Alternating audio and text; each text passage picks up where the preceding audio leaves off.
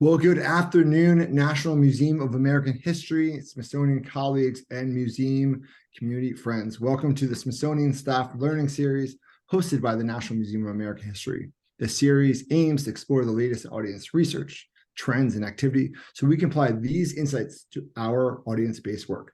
My name is Adam Roseanne. I'll be your host and moderator for today's talk, which we are joined by Kristie Swink Benson, who will share insights on DC's WMTA, the Metro, their ridership, audience information, staff, and many other insights. Kristie Swink Benson, APR, is the Senior Vice President of Customer Service, Communications, and Marketing for the Washington Metropolitan Area Transit Authority, the Metro.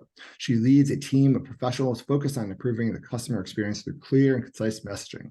Since joining Metro in October 2021, Benson has managed all crisis communications while simultaneously elevating a "what's right about the Metro" narrative to showcase Metro as one of the most essential transportation providers in the District of Columbia, Maryland, and Virginia. Before joining the Metro, Benson served as the communications director for the High Museum of Art in Atlanta. Benson served on the board of her alma mater, Winston-Salem State University, and has held leadership roles in PRSA Georgia, Atlanta Interactive Marketing Association, and Art Marketing Museum Association. She's also a financial member of Delta Sigma Theta Sorority Incorporated. And recently, Benson was named top 12 of 50 on the 2023 DC Women We Admire list. That is amazing. She is a 2021 PRSA Georgia Luminary Star Award recipient and a 2021 member of the Inspire Atlanta class. Additionally, Benson is a member of the 2019 PRSA Georgia's 40 Under 40 inaugural class, the Phoenix Award and Georgia Excellence Award winner, chapter champion, and a 2018 American Express Leadership Academy member. Benson earned her accreditation in public relations in June 2015, a prestigious designation given by the Universal Accreditation Board. She also holds a Master's of Arts and Public Communications from American University here in DC, and a Bachelor's of Arts in Mass Communications from Winston-Salem State University in Winston-Salem, North Carolina. Please note that today's discussion is being recorded with closed captioning, and I'll be helping our speaker by moderating the chat, so please add your questions there. And be sure to visit the Smithsonian Staff Learning Series Prism page to watch all our past talks. Thank you very much for joining today, and please join me in welcoming Kristie to the Smithsonian Staff Learning Series stage. Kristie, it's an honor to have you, and I'm just excited about this talk. Thank you, Adam. It's an honor to be here. I want to make sure that I'm describing myself. So, a African-American woman. I have very short hair, kind of coily. It is maybe a honey blonde right now with tan or gold specks, and I am wearing tortoise shell glasses. So for those of you that need that description, I am happy to provide that to make sure that we are being inclusive of everyone. I am going to share my screen and make sure that you all can see my presentation. Give me one moment, because we just tried this. This is always the hardest part of the talks. Even after we've done it a million times. So everyone, I am sitting actually in my office at our building in, this is DC, and we are in the office. I was just telling Adam, really we're in the office 5 days a week as an executive, and that has been the case for quite a while. So I have no problems being in the office. Can everyone see the presentation? Yeah, if you just go to a full screen. Fantastic. Yeah. Yes. Awesome. Okay. So we'll get started. I want to talk a little bit about communicating through data. I know how important data is. So this is the agenda. We will examine effective communications methods. We'll talk about data use and audience, and I'll make sure that's specific to the space that you're in as well. We'll talk about methods and things that you can do to share data with your audiences, and then we'll have a little Q&A. So me in a minute, which I always like to share a little bit about myself, and I think it's always good for people to know who they're talking to. So I've been a communications professional for 15 plus years. I got my bachelor's, as Adam mentioned, at Winston-Salem State. I came and got my master's and did a one-year program at American University here in the district. And then I got my accreditation of public relations, which I'm very proud of and was very difficult. Why should you be listening to me today? Well, I have varied experience. I started in municipal government. I went to state government mental health at the Department of Behavioral Health and Developmental Disabilities, then transitioned to Southern Company Gas, which is a natural gas utility. And then from there, I went to the High Museum of Art, where I was responsible for all of their marketing and communications, which is how I met Adam. And we had a great experience as colleagues and did a lot of work together there. And now I'm in transportation, and people say, wow, that's a lot of different industries. How do you connect all of those dots? And I always say, communications is the foundation of everything that we do. If you're having challenges, usually it's because someone has not communicated clearly to you. And so when I think about all the work that I've done, whether it be crises, whether it be employee communications, or external communications, it's the foundation of everything. And I've certainly seen threads and things that have transitioned with me throughout my career. So very happy to have had all of those experiences. But I did love the High Museum of Art and still keep in contact with my colleagues regularly.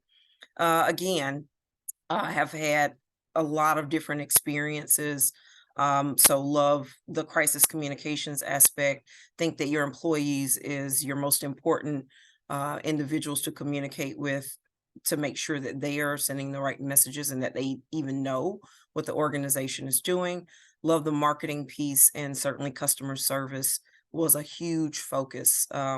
And one of the things, as we're in the month of November, that I can talk about is my time at the museum, where we welcomed Yayoi Kusama, Infinity Mirrors, and had more than 400,000 people enter our doors within a 3-month time period.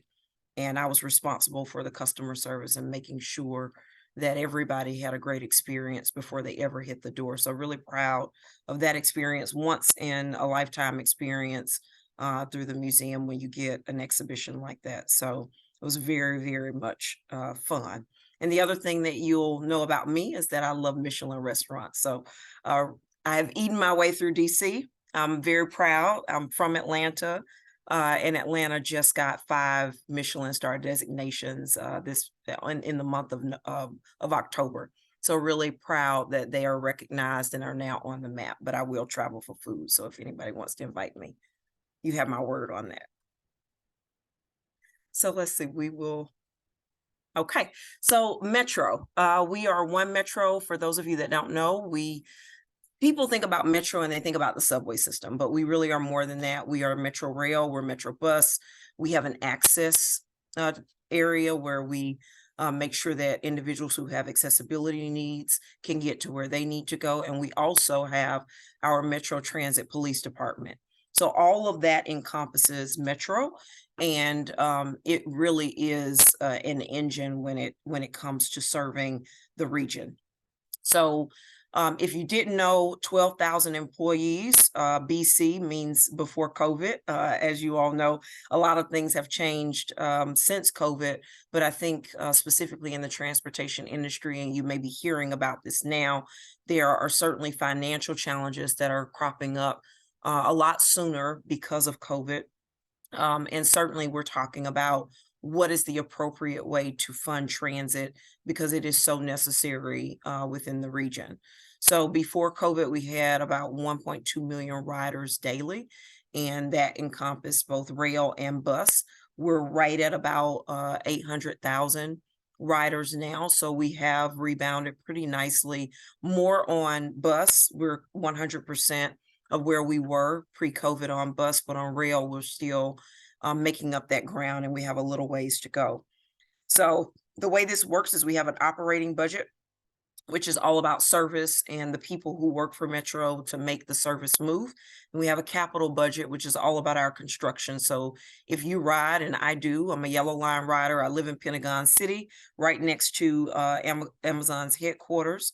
And so every day I get on the Metro because I don't have a car. So it is the way that I get around. But again, we are in DC, we're in Maryland, we're in Virginia. And as you're seeing some of the construction projects, which cause sometimes single tracking on the weekend or shutdowns, this is our capital budget and where we focus on making sure that there is a state of good repair and that we can continue to run the great service that you're seeing right now.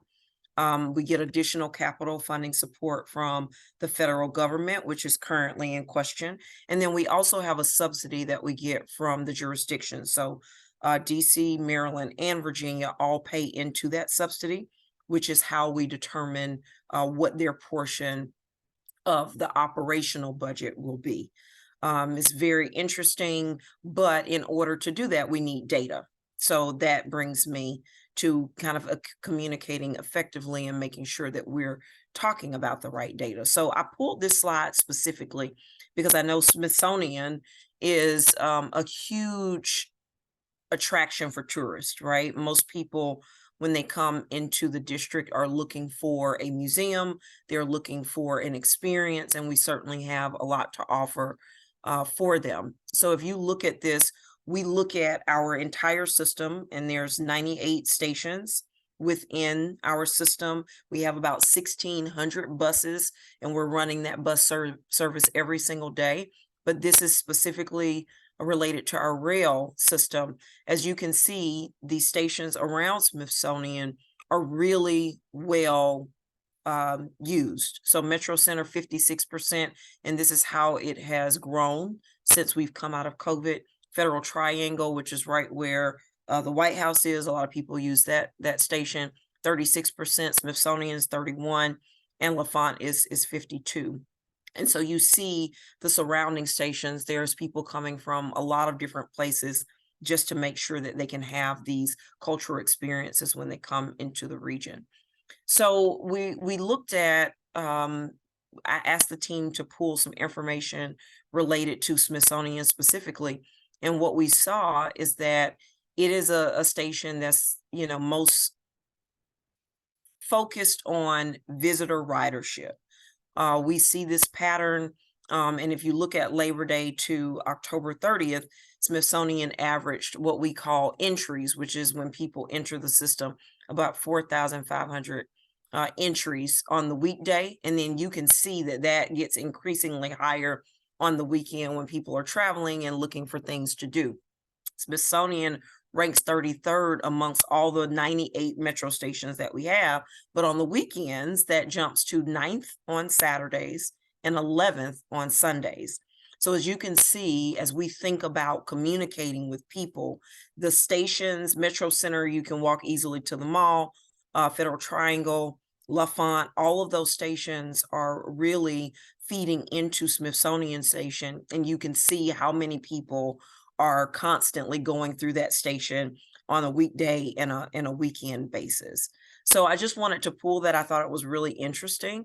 And I would say one of the biggest events, in addition to the Cherry Blossom Festival and some other events, is really around 4th of July, when people come into the district and they go down to the mall to see the fireworks. I mean, we really moved about 400,000 people in one day on the rail system this past 4th of July. So really, really significant. It's a Herculean effort to get all of those individuals through and communicate to them and with them about other stations that's surrounding Smithsonian, so that they don't have to wait to enter the station, but they can certainly continue in their travel wherever they plan to go after the fireworks are over. So I want to talk about data, and transparency is really important to the organization. I talked a little bit about how Virginia, Maryland, and DC gives us funding, and the way that they do that is through our subsidy allocation. Well, we have to launch a survey every year to determine how many people are riding the system, because the subsidy allocation, in addition to some other factors, incorporate how many people are using the service and the system from those different jurisdictions, so they know how much to pay into the system. So you can see we're really proud of this. We just ended our fiscal year on June 30th. and we started our new fiscal year on July 1. But for June 30th, our FY23 fiscal year, we had 84% customer satisfaction rate, as we interviewed and surveyed our customers about rail service. And that's the highest really that we've seen in our history consistently for one quarter. Bus, as you can see, didn't meet the target that we want them to meet in the fourth quarter. So they were at 71% and they missed it just shy of 76%. But I wanted to show this because I think it's valuable that you not only talk about the things that you're doing right, but that you also discuss the areas that you have improvements in and what you can do to make sure that you're constantly improving. Bus is fantastic. The reason why they usually have lower numbers in terms of satisfaction is because of traffic, which is something we can't control. So because our buses are on the street with the traffic and the cars, a lot of times they get caught into detours. And certainly we work a lot with the Secret Service. So if the president's motorcade comes through, that impacts our bus service. And so all of those things are reflected in the comments that we see about why customers may not be satisfied with the actual service in general. The other thing I wanted to show you is on our website, we have an open data hub. And really, this is a place for you to go and explore. If you're interested, we have a dashboard that shows our service, how it's running, if we're having challenges and whether it's on time. We have a service excellence dashboard that literally looks at customer satisfaction in various areas of the business, basically everything that I talk about. So rail, bus, metro access, and also MTPD. We do a lot of surveys to figure out how we need to meet people where they are. And so that data is available. And then we have a ridership dashboard, which our media can tap into and really look at year over year how the ridership has changed and what we're doing in terms of promoting ridership, trying to encourage people to come back.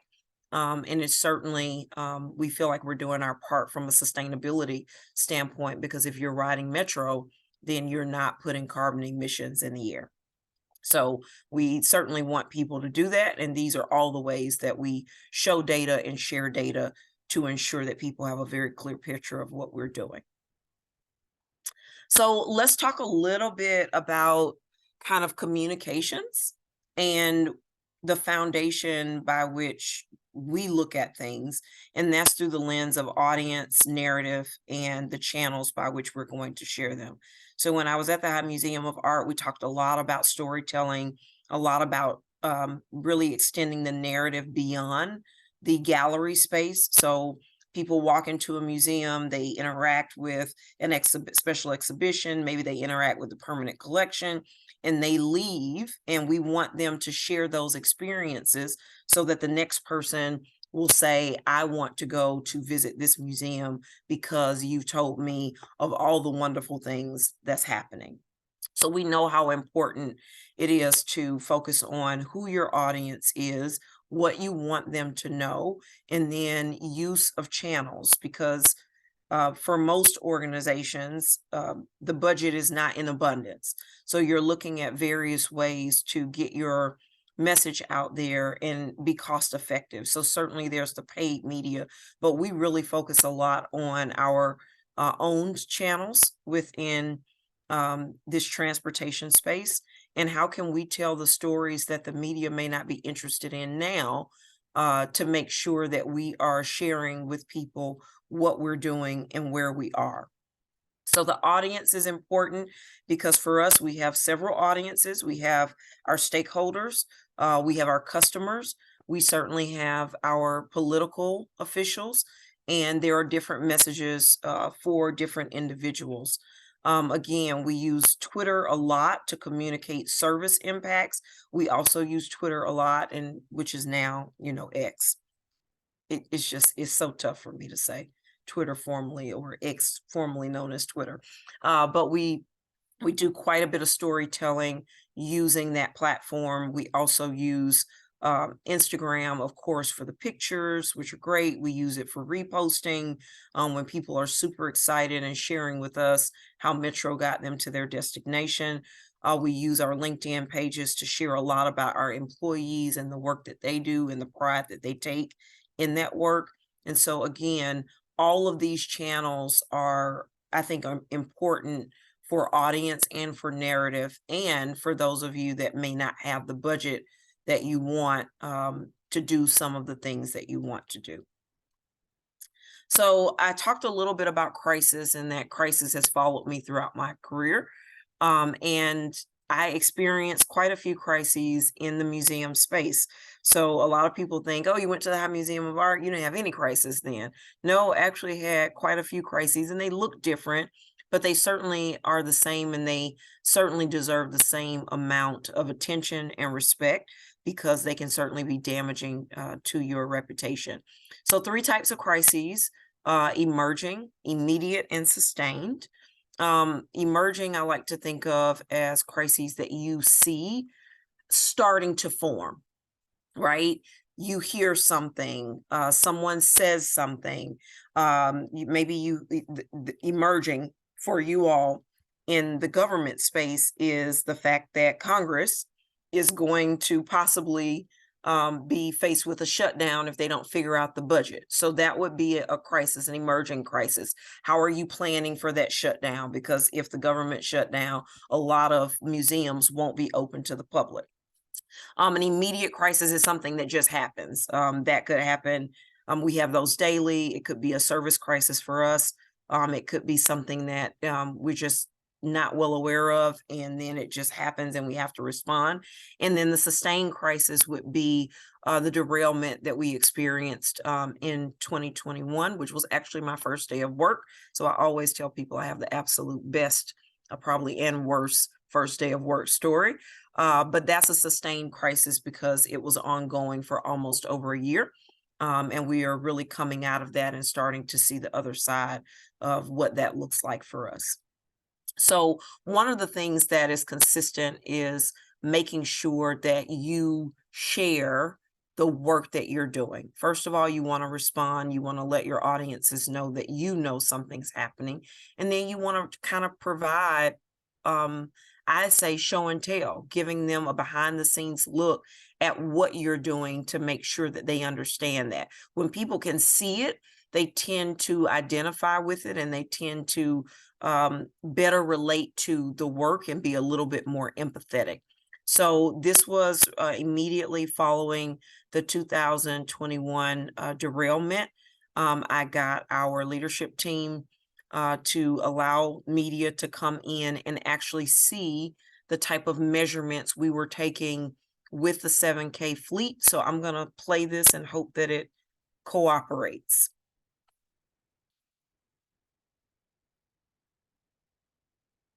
Each wheel set of assembly weighs approximately 2,495 pounds. So the inspection process consists of taking back-to-back measurements on the wheel set assemblies on the 7K fleet. We utilize an incremental gauge. It's a standard tool for the industry. The measurements are taken by a machinist as well as an assistant who is holding the opposing end of the gauge flush with the wheel. The machinist is holding the measurement side of the gauge. They are both being overseen by a quality inspector. The back-to-back distance is the distance from the back face of one wheel to the back face of the opposing wheel. And we are taking 3 measurements per wheel set assembly. 53, 5, 16. That measurement is supposed to be 53 and 5/16 inches, plus or minus 1/16 of an inch. 1/16 of an inch is probably the thickness of a dime or so. So in terms of the allowed tolerance and the accuracy required, it's very strict tolerance. Okay. And the reason why this was so important was it was just very difficult for people to understand the work. What were we doing? So we took an iPhone, we had our team go in and interview our car maintenance crew, and we had them walk us through the process, and they were literally doing this every single day. So it took us about 6 hours to measure one train. And people just didn't get it until we showed them this footage, which we thought was really, really a really good education as to the labor intensive nature of what our teams were doing. So I want to fast forward because we had a derailment on September 29th, and this was completely different. And as we talk about data and transparency, I want to show you the difference between a derailment that took us almost 1 year and then one that we really addressed within a weekend because we released the footage related to the derailment immediately. So this is again on X, formerly known as Twitter, and we released this ourselves. We didn't wait for anyone to ask us for the video, and this was about 45 minutes after the derailment took place. Oh, let's see, it didn't do it. It may not let me play it. But what this would show is the train moving forward, and there was basically a brake disc that had fallen off the train before this train. The train hit it and then just simply came to basically came to a stop. So it wasn't there was no person harmed in this derailment, but it was so much more helpful for people to see what actually happened based on the video that we were able to show them. So again, explainer videos, social media videos, taking footage that you have within your own organization and making sure that you can just share that with people. Next, I want to talk about art in transit because it's a big part of what we do, and most people don't think of transportation and art in the same sentence. But the way that our stations were constructed, if you all are familiar, one of the things that you will usually see are the canopies, and the canopies were designed from an architectural standpoint to make the station stand out so that no matter where you are, you know that if you see that canopy, you're close to a metro station. And so that's one form of art. The other form of art is that we are constantly working with artists. We've opened 7 stations in the last year. So last year we opened the Silver Line, which now takes you to Dulles. And then this past May, we opened Potomac Yard. And there was art included in all of those station openings. We work with local artists. We make sure that the artist is featured. We do things, we just had our building opening, and we do things like put the artwork on cookies. So this is a cookie from our event. And it's just always great for people to see. This is another example of artwork. Let's see if I can go over here, from our New Carrollton building, which is in Maryland. And there were a number of coasters given out because it resembles the mural that is actually at the building. So it has the artwork, the name of the artwork and the artist on it. And we normally do something to make sure that we're commemorating artwork, not just within our spaces, but that we're highlighting and showcasing these artists that are fantastic. So next, I'm going to show you one really, really cool project that we did with Howard University and an artist that went there. They just had their homecoming 2 weeks ago. And so this artwork was featured in our stations near Howard University. Let's see if this works. And it has no sound, but as you can see, this was shown on our digital screens, and it really highlights the artwork that was designed specifically for Howard's homecoming. It's called Revival on the Field. As you can see, it was created in 2023 by Natalie Courtney and Darius Scott.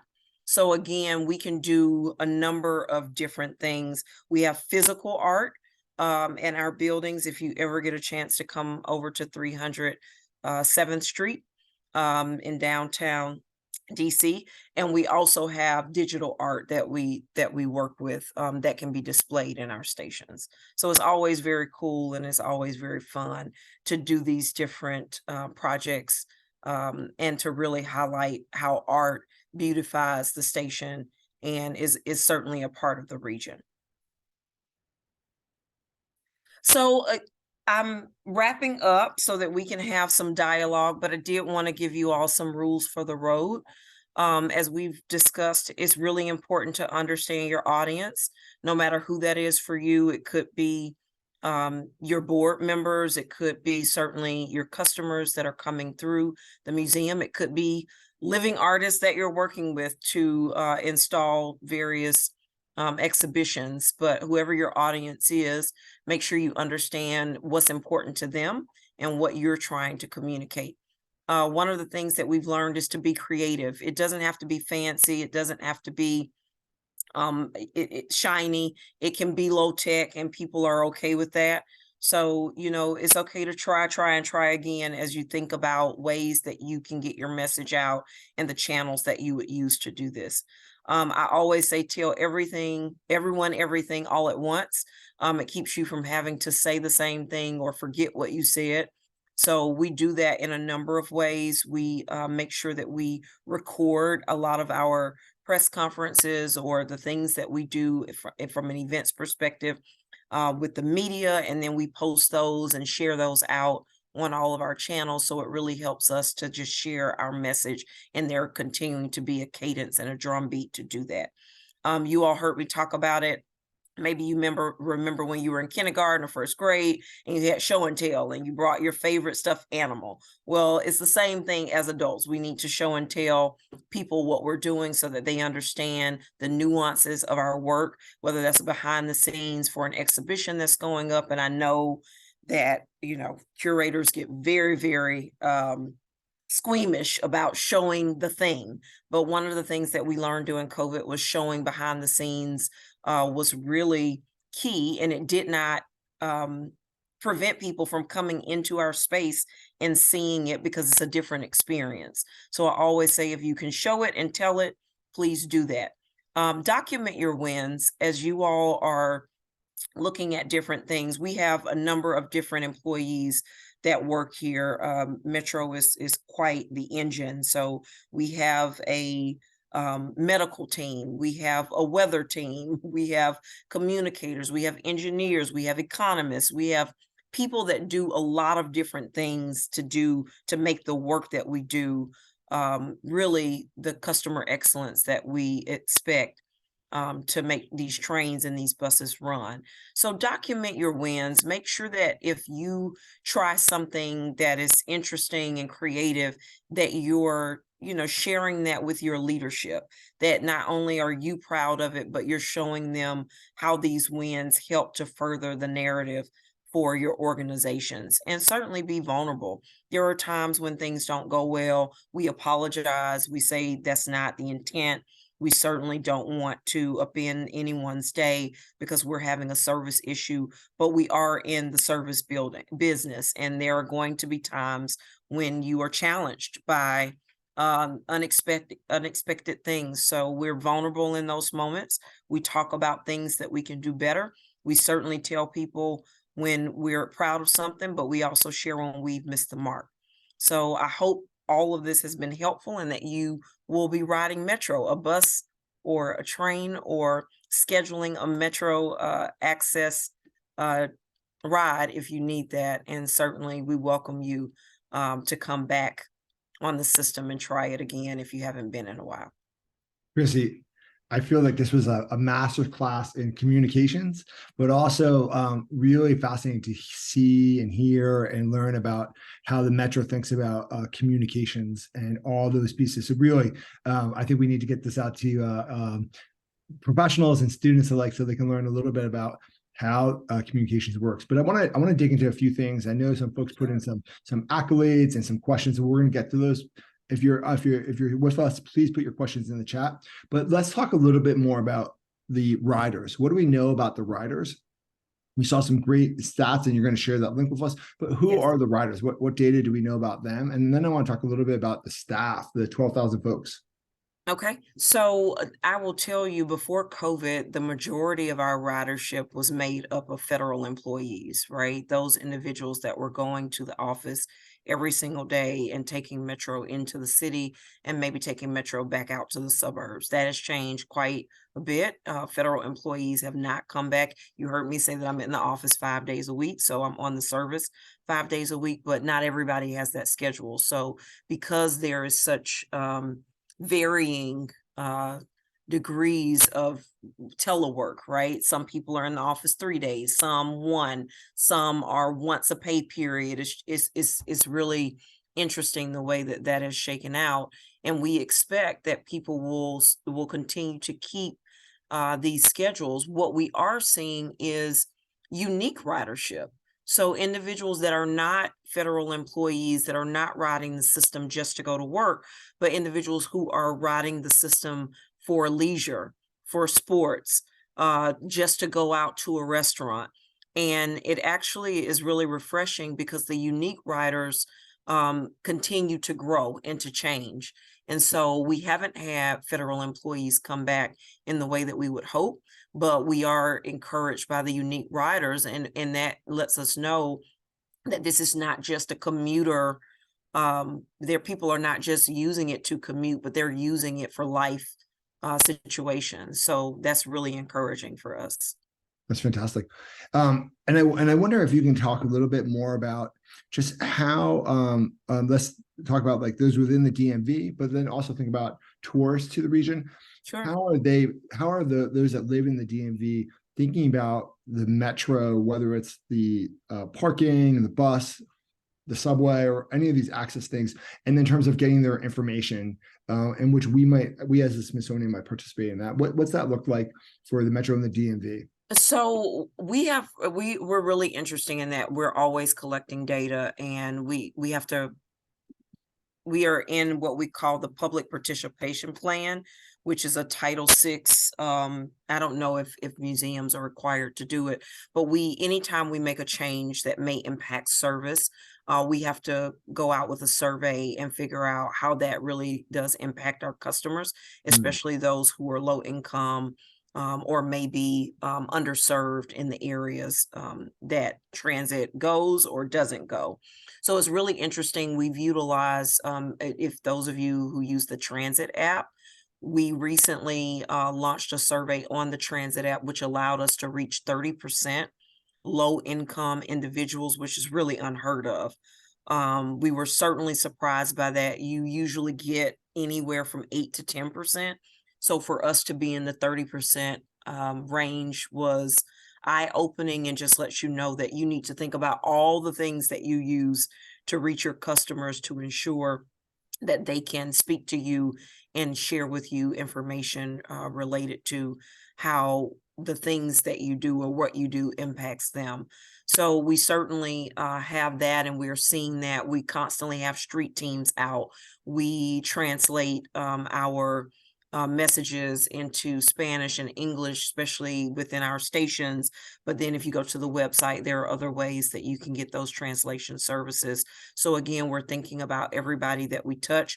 We know that people travel to the region and they're tourists, so we want to make sure that we're reaching those individuals as well. And we are seeing quite a bit of tourists on the system, not just during the week, but on the weekends. So again, you saw that Smithsonian jumped to less than, the top 10 on the weekends, because people are definitely in the region and they're traveling, and we know how important it is to have service that's reliable, because most people are using it when they come here.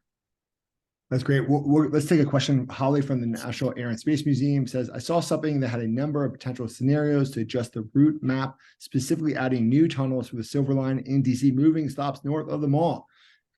Kristie, do you know anything about that? Yes. So what is being referred to is a study that is called our Blue, Orange, Silver study, and it does look at how we can expand Metro. So the last station that we have in the planning phase was Potomac Yard. It took us 40 years to fully build out and fully open the Silver Line. I think it's taken us just about as long for a Potomac Yard. So for the urban planners, you always want to have something in the pipeline. And so these alternatives, is what we call them, are things that we can do from a planning perspective to continue to expand Metro's reach. So there were actually 6 alternative alternatives that you could choose from. And one looked at building a line or a route that would go all the way down to National Harbor. One looked at a route that would go through Georgetown and provide service there.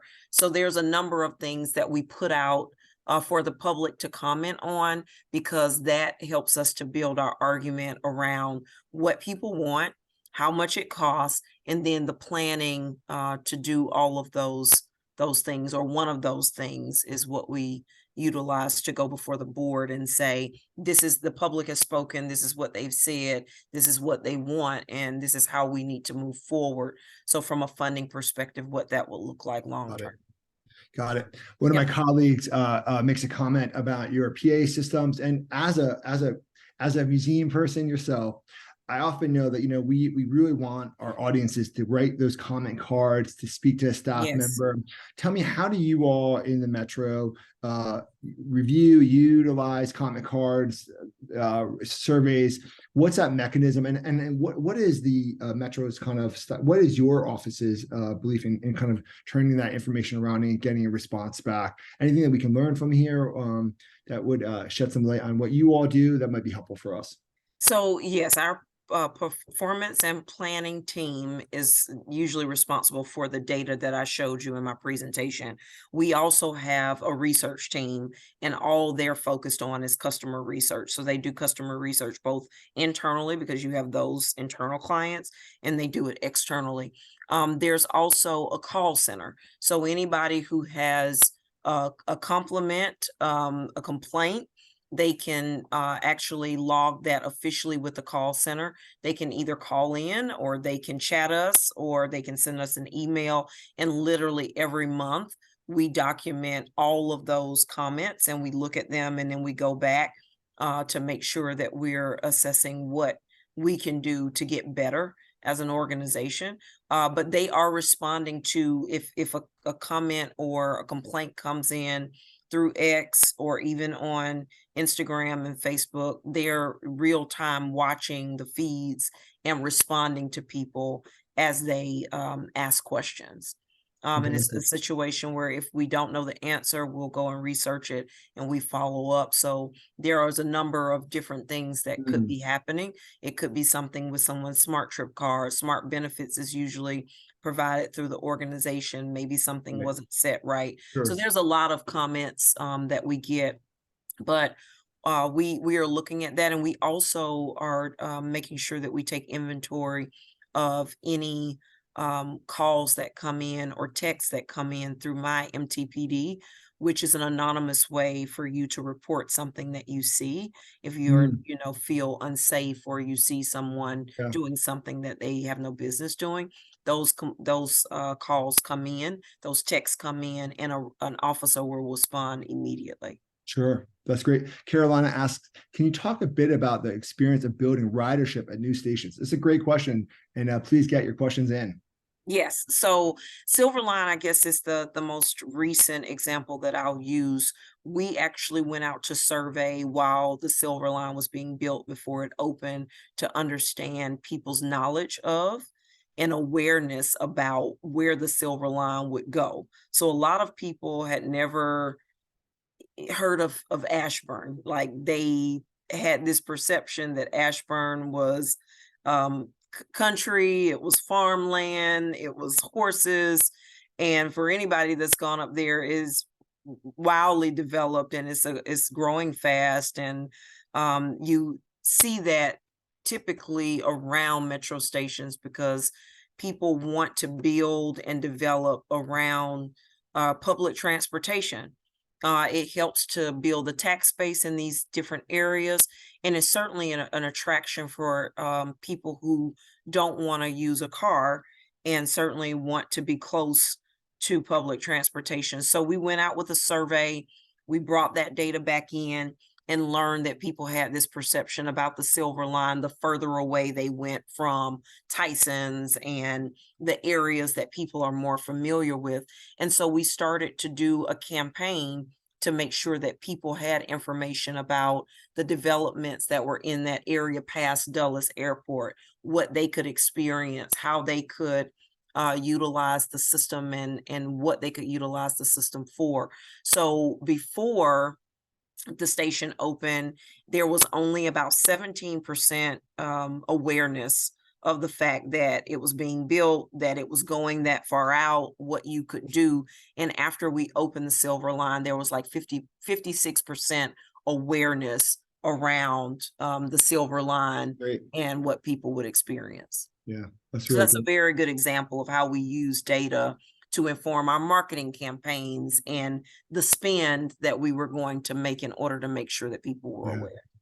Yeah, let's talk about the 12,000 or so employees. Sure. How can we, the Smithsonian, better support and serve that community of professionals working at the Metro? What is it they need, and how can the Smithsonian become part of their life and their families?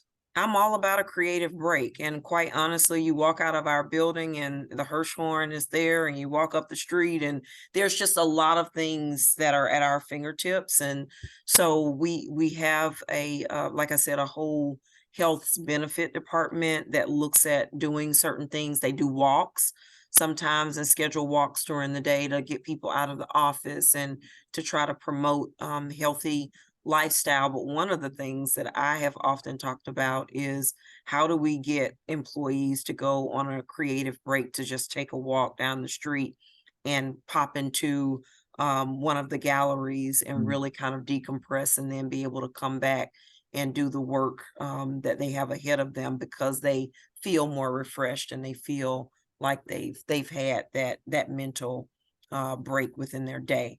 So I certainly think that there are opportunities for us to work together. We have, not just employees here in the district, but in Virginia, and like I said, in Maryland. So there's 3 different employee offices, and then there are employees that are in the field that it's a little bit more difficult for us to get them off their routes or get them away from the stations. But for our administrative staff, I definitely think it's something that we should be thinking about. Great. So let's stay on this for another second. What is it that we can do to help and better support you and the Metro staff in engaging your thousands and tens of thousands, 1.2 to 800,000 riders? What is it we can do, and how can we be a better service to you all? Yeah, I mean, I think just knowing what's happening, certainly if you have a budget and you're interested in promoting something within the station, we certainly have a team that can help with that. But I think really just being aware of everything that you're offering.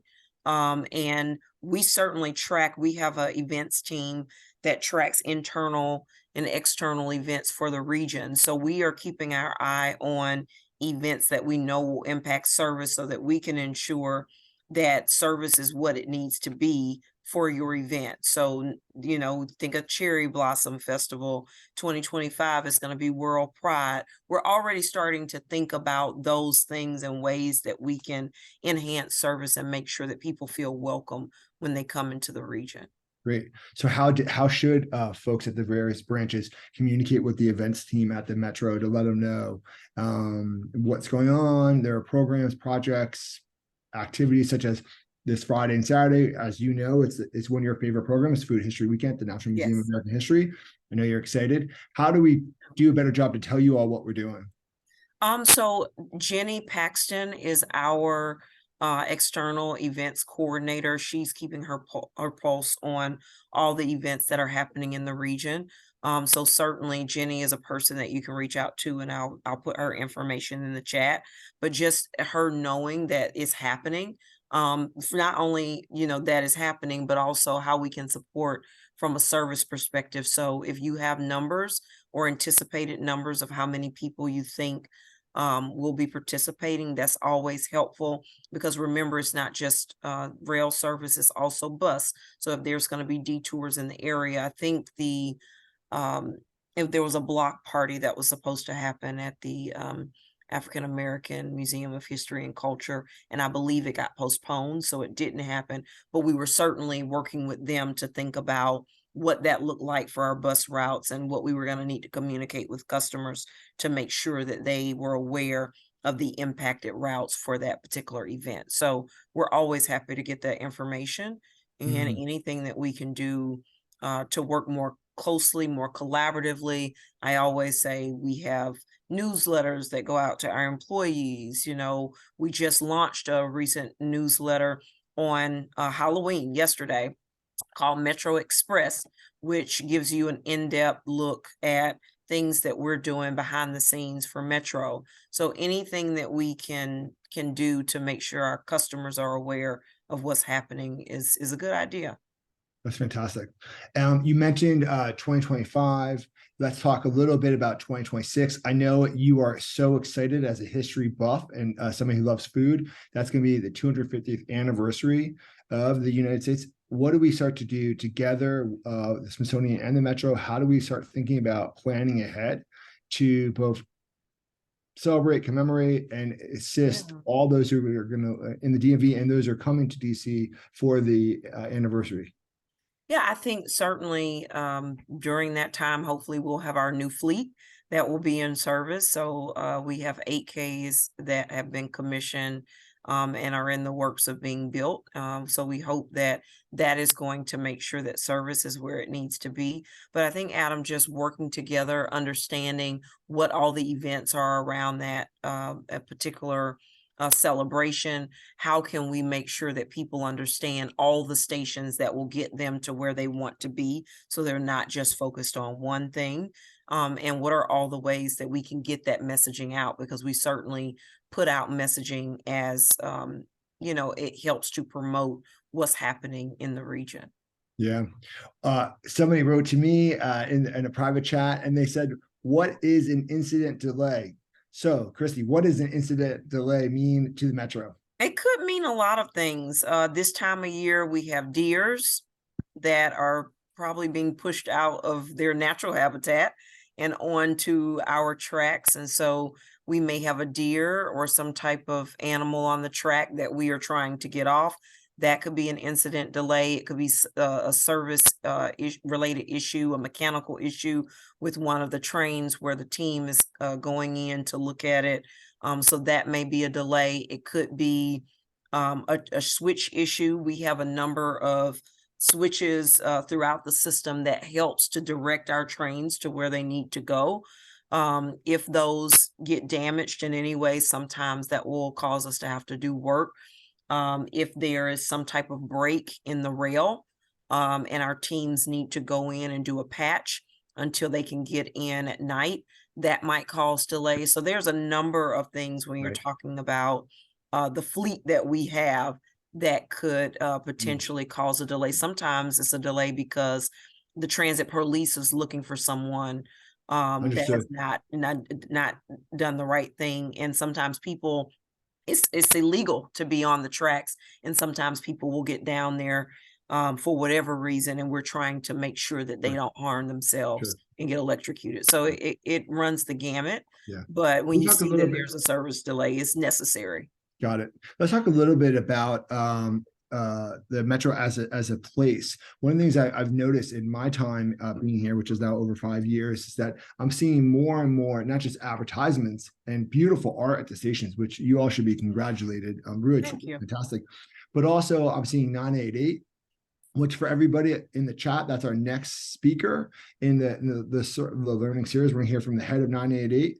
I'm seeing that. I'm seeing some really beautiful signage up around Pride, in which Metro was celebrating cherry blossoms. Let's talk about the Metro as a communicator in terms of actually both celebrating, but also even trying to raise awareness of something like 988, because I think that's an interesting role where the Smithsonian could collaborate in terms of information. Yeah, I mean, this is our community, right? I mean, the reason why you have transit is to build communities, and a lot of communities are centered around centers of transit so that they can welcome more people and not have to worry about cars. So when we talk about 988, one of the reasons why it's advantageous for us to work with them is because around this time of year, we have people who may be having some challenges from a mental health perspective and may not feel like there's any way to deal with that. So we want to make sure that they know that they have help. We have crisis intervention specialists that are constantly interacting with people who may be unhoused, individuals who may be having a mental health crisis, or who just may need resources. So again, when we think about all of these things and how we promote them or how we help to elevate them, is because we're a part of this community too. And we want to ensure that if people are riding, that they feel safe and that they know that we are in tune with what's happening throughout the district. So that's really important for us. Yeah. And then in terms of celebrating and recognizing, you talk a little bit more. There's some really beautiful Yeah. art that went up for Pride. Some really great stuff always happens around Cherry Blossom. The Metro as a source of celebration and community joy. What's that about? We welcome everybody and we want everybody to feel welcome. So if it's cherry blossoms, you know, that's big for the region. Pride, certainly we wrap a train. We did one for the 4th. That was the first time we did that. We're getting ready to release one actually tomorrow for Veterans Day Oh, is to that right? celebrate. And yeah, you all are getting some pre-information that's not released yet.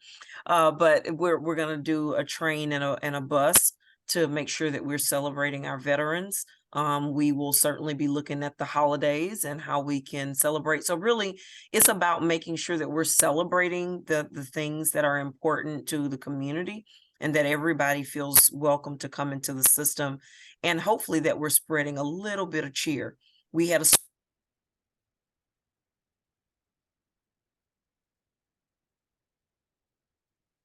Kristie?